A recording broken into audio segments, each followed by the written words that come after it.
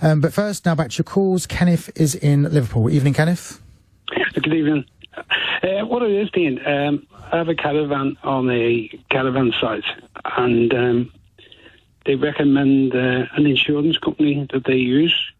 Okay. But if you don't want to use that insurance company and want to go to find one yourself, the site charges me £40 plus VAT to keep a copy of my insurance certificate in their office file. Wow. Is this lawful? So what do they do? Give you like a security card to look after it, and you're paying him £40? Yeah, I pay for the insurance because I won't use theirs because it's too high.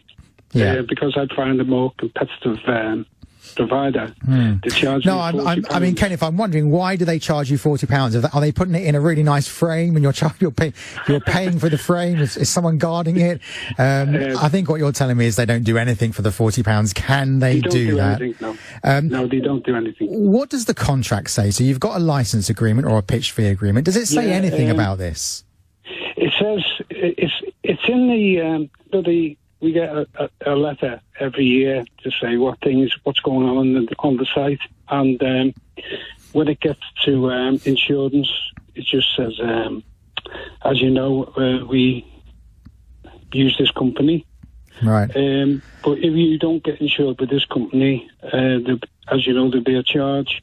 But I'm not really worried about what the letters. I'm not really worried about what the letter says. What I'm worried about is, what does the contract say? What is the license agreement that you've signed? Does that say anything like this? Do you know, I've got a copy of it now. No, it doesn't say nothing on there at all, I don't think. Kenneth, here's what I would do. I would go back and say, can you show me where I have a contractual obligation to pay you £40 to look after my insurance certificate? And I'm laughing because it's so ridiculous. I would go back and ask them that, because they can't pluck these things out of the air. You may know it's an area I've been looking at a lot. I've been doing lots of live streams on this and so forth, and I've seen lots of ridiculous things, and this is a new one on me. I hadn't heard this one. It's equally as bad as other things I've been hearing. But that's what you need to do, Kenneth. Go back and say, show me where I signed up to this. Show me where you told me I'll have to pay this and where I agreed to it.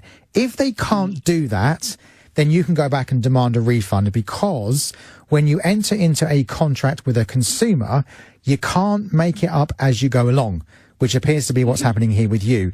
You have to clearly be transparent.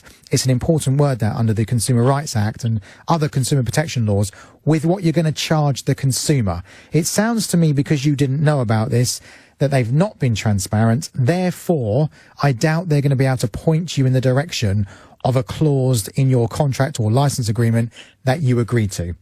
Kenneth, please do let me know what happens with that. And if they do dream up a term in the contract, do make sure that you find it and it's there, and do let me know, because I'll be very interested to hear. As you know, Dean, we're in the lockdown at the moment, so we can't use the sites. Don't you know, what's your blog on YouTube? Do you say licenses? We just sign a license. That's every year. I haven't got the copy with me at the moment. So you've got a yearly license. This is in the newsletter. Because I've signed the license, I must have read the newsletter. No, it doesn't work like that, Kenneth. It doesn't matter. It doesn't work like that. This term about the £40 must be in that license agreement, not in a side letter. You must have agreed before you signed the dotted line and got committed. You have to have agreed to this. I have been giving people warnings. Signing a yearly license agreement gives the park owner lots of scope and opportunity to change the terms. Never my advice to enter into an agreement like that, because you want a longer term with security that these things won't happen. But as I say, ask them where in the license agreement or contract it says you have to pay £40 plus VAT. I guess it won't be there, in which case you can demand a refund.